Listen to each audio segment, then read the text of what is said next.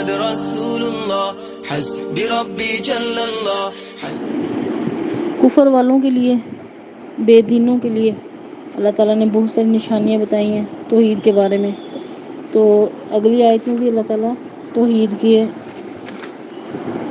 اللہ تعالیٰ کی ذات اور صفات کی بہت ساری دلیلیں پیش کرتے ہیں. جیسے کہ کافر لوگ بھی کہا کرتے تھے کہ کوئی ہمیں دلیل لا کے دیں، تو دلیلیں تو اللہ تعالیٰ کی ہمارے ارد گرد بہت ساری ہیں. اللہ جو اس بات کا پروف ہے کہ کوئی نہ کوئی تو ذات ہے جو یہ سب کچھ کر رہی ہے. جیسا کہ اس آیت کے اندر ذکر آ رہا ہے ان فی خلق السماوات والارض، بے شک پیدا کرنے میں آسمانوں کے اور زمین کے، واختلاف اللیل والنہار، اور آنے جانے میں رات کے اور دن کے، والفلک، اور کشتیوں کے، التی جو تجری چلتی ہیں، فی البحر سمندر میں، بما اس چیز کے ساتھ، ینفع الناس جو لوگوں کو نفع دے، وما انزل اللہ من السماء،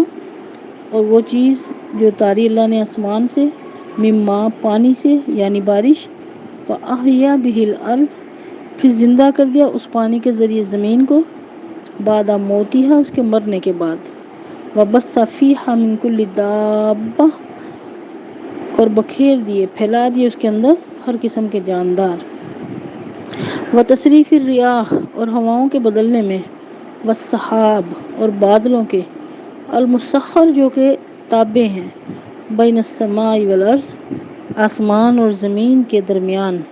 لآیات البتہ نشانیاں ہیں، لقوم یعقلون ان لوگوں کے لیے جو عقل رکھتے ہیں. یعنی اللہ تعالیٰ کی قدرت کی بے شمار نشانیاں جو ہیں ہمارے ارد گرد ہیں، ضرورت صرف غور و فکر کرنے کی ہے. تو اس میں سے چند نشانیوں کا اللہ تعالیٰ نے یہاں پہ ذکر کیا اور اہل کفر کی توجہ دلوائی. تو دیکھو کہ تمہارا غور تو کرو کہ آسمان کس نے پیدا کیا، اتنا بلند آسمان، اور بغیر ستون کے اللہ تعالیٰ نے ایک آسمان کھڑا کر دیا. اور صرف یہی نہیں کہ وہ آسمان ہی ہے، اس کے اندر دیکھیں کہ کس قدر اللہ تعالیٰ نے اسے مزین کر دیا، ستاروں سے، چاند سے، سورج سے. اس کی بلندی دیکھیے، اس کی لطافت دیکھیے، اس کی کشادگی دیکھیے. تو یہ کس نے کیا؟ اور اسی طرح سے اللہ تعالیٰ نے زمین بنائی، اور صرف زمین ہی نہیں ہے، زمین کے اندر کا نظام دیکھیے کہ اس کے اللہ تعالیٰ نے اس کے اندر کیسی زمین کی پیدائش کی کہ اس طرف چلنے پھرنے والوں کے لیے پاؤں کے نیچے نہیں بچھی ہوئی، بل اس پہ رہتے سہتے بھی ہیں اور اپنی مرضی کے مطابق گھر بھی بناتے ہیں. پھر اس کے اندر سے ہمیں اللہ تعالیٰ نے خوراک کا انتظام کر دیا، اسی سے ہمارے لیے اناج اگتا ہے، اسی سے ہمارے لیے پھل اگتے ہیں، اسی سے ہمارے لیے میوے اگتے ہیں، اسی کے اندر جانوروں کے لیے بھی گھاس کا اور دوسرے چرنے کا سامان موجود ہے. اور اسی زمین کے اندر اللہ تعالیٰ نے پانی کا انتظام کر دیا، چشمے بہا دیے، سمندر بہا دیے، پہاڑ لگا دیے. اور زمین کے اندر اللہ تعالیٰ نے بے شمار جو ہے معدنیات پوشیدہ کر دیں، سونا، چاندی، پیتل، تانبا، لوہا، یہ سب چیزیں اللہ تعالیٰ اپنی قدرت سے زمین سے نکالتا ہے. تو اللہ کی قدرت کے کرشمے جو ہیں یہ اللہ تعالیٰ کے ہونے کا ثبوت دے رہے ہیں. اور اللہ تعالیٰ کے ساتھ میں یہی فرما رہے ہیں کہ آسمان کے پیدا کرنے میں اور زمین کے پیدا کرنے میں، اس میں بھی اللہ کی قدرت کی بہت بڑی نشانی ہے. اور قیامت والے دن اللہ تعالیٰ کافروں سے کہیں گے کہ اگر تم صرف دن رات میں ہی غور کرتے تو تمہیں پتہ چلتا. دیکھیں رات کے بعد دن کا آنا، دن کے بعد رات کا آنا. دن نہ ہوتا، صرف اندھیرا ہوتا تو تب بھی مخلوق پریشان ہوتی، اور اگر صرف روشنی ہی ہوتی تو اللہ تعالیٰ کے نظام کے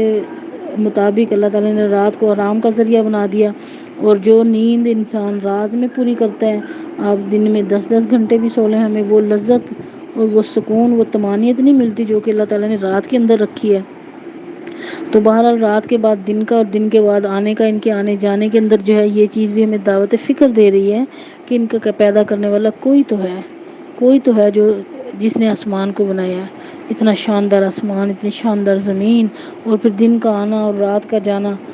اور کبھی دن بڑا ہو جاتا ہے، کبھی دن چھوٹا ہو جاتا ہے. اور یہ بھی اللہ کی قدرت کی نشانی ہے. پھر اگلی ایک اور نشانی بتائی کہ کشتیاں جو سمندروں کے اندر چلتی ہیں. اب کشتی کے اندر دیکھیں کہ اتنے بڑے بڑے جہاز بنے ہوتے ہیں، اگر ہم پانی کے اندر تھوڑا سا لوہا ڈالیں نا، ایک تولا لوہا بھی ڈالیں تو وہ زمین کے اندر بیٹھتا چلا جاتا ہے. اس کے اندر اللہ تعالیٰ نے تیرنے کی صلاحیت نہیں رکھی، اور لیکن جو کشتیاں بنی ہوتی ہیں ان کے اندر بھی کتنا کتنا اللہ تعالیٰ نے لوہا استعمال کیا ہوتا ہے، لوگوں نے لوہے سے استعمال کیا ہوتا ہے، لیکن وہ لوہے کی بنی ہوئی کشتیاں جو ہیں اور جہاز جو ہیں پہاڑوں جیسی، وہ کیسے اللہ تعالیٰ ان کو پانی کے اندر چلا رہا ہے، تو یہ اللہ کی قدرت کی زبردست نشانی ہے۔ اور پھر وہ چلتی ہیں، ان کے چلنے کے اندر ہمیں کیا فائدہ ملتا ہے کہ سمندر کے ایک کنارے سے، دریا کے ایک کنارے سے دوسرے کنارے تک جانے کے لیے وہ ہمارے نفع کی چیزیں لے کے، سامان لے کے، انسانوں کو لے کے، انسان کے کھانے پینے کی چیزوں کو لے کے، انسان کے ضروریات کی چیزوں کو لے کے وہ ایک جگہ سے دوسری جگہ جاتی ہیں، تو اس کے اندر بھی اللہ کی قدرت کی زبردست نشانی ہے۔ اور پھر فرمایا کہ آسمان سے جو اللہ تعالیٰ نے پانی اتارا، تو اللہ نے دیکھیں آسمان کس طریقے کتنی خوبصورت بارش برستی ہے کہ اللہ کے چھوٹے چھوٹے سے قطرے ہوتے ہیں، لیکن وہ اتنے زیادہ ٹنوں کے حساب سے آسمان سے پانی برس جاتا ہے۔ تو پھر پانی کا جو ہے اللہ تعالیٰ کی مخلوق کو کس طرح سے سیراب کرتا ہے۔ اگر یہ سلسلہ ختم ہو جائے بارشوں کا، زمین سے سبزہ ختم ہو جائے، زمین پہ نباتات نہ ہوئے جس کے اوپر زندگی کا دار و مدار ہے، تو یہ اللہ کی قدرت کی زبردست نشانی ہے۔ یا زمین ہی کا پانی زمین سے جیسے نیچے چلا جائے، تو یہاں پہ پانی، آسمان کے پانی کی ذکر کیا کہ اللہ تعالیٰ نے جو آسمان سے تمہارے لیے بارش اتاری، پانی اتارا ہے لوگوں تمہارے لیے، اس کے اندر بھی نشانی ہے۔ پھر فرمایا فَأَحْيَا بِهِ الْأَرْضَ بَعْدَ مَوْتِهَا، پھر زندہ کیا اس کے ذریعے، اس پانی کے ذریعے اللہ تعالیٰ نے زمین کو اس کے مرنے کے بعد، یعنی جب تک بارش نہیں ہوتی، گرمی ہے، گرمی کی شدت ہے، بارش کا زمانہ ہوئے زیادہ گزر گیا، تو وہی زمین جو ہے خشک اور ویران ہو جاتی ہے، سبزہ اگانا چھوڑ دیتی ہے، اور اس کے اندر جو ہے اس کو ایک طرح سے بنجر ہو جاتی ہے۔ تو لیکن اللہ تعالیٰ کی رحمت سے جب بارش برستی ہے تو وہی زمین جو ہے سرسبز و شاداب ہو جاتی ہے، پودے کھل جاتے ہیں، پودے اگ جاتے ہیں، گھاس اگ جاتی ہے، درخت ہرے بھرے ہو جاتے ہیں۔ تو گویا کہ زمین مردہ تھی تو اللہ تعالیٰ نے اس مردہ زمین کے اندر جان ڈال دی اس پانی کے ذریعے، تو یہ اللہ تعالیٰ کی قدرت کی زبردست نشانی ہے۔ وَبَثَّ فِيهَا مِن كُلِّ دَابَّةٍ، اور پھیلا دی اس کے اندر جانور چوپائے،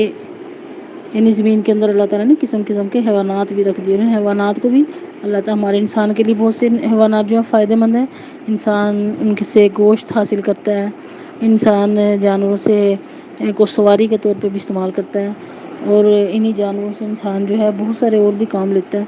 تو یہ سب جو ہے اللہ کی قدرت کی نشانیاں ہیں۔ وَتَصْرِيفِ الرِّيَاحِ، اور ہواؤں کے بدلنے میں، کہ اللہ تعالیٰ نے ہواؤں کا بدلنے سے مراد کہ ہوائیں چلتی ہیں، کبھی ٹھنڈی ہوا چل رہی ہے،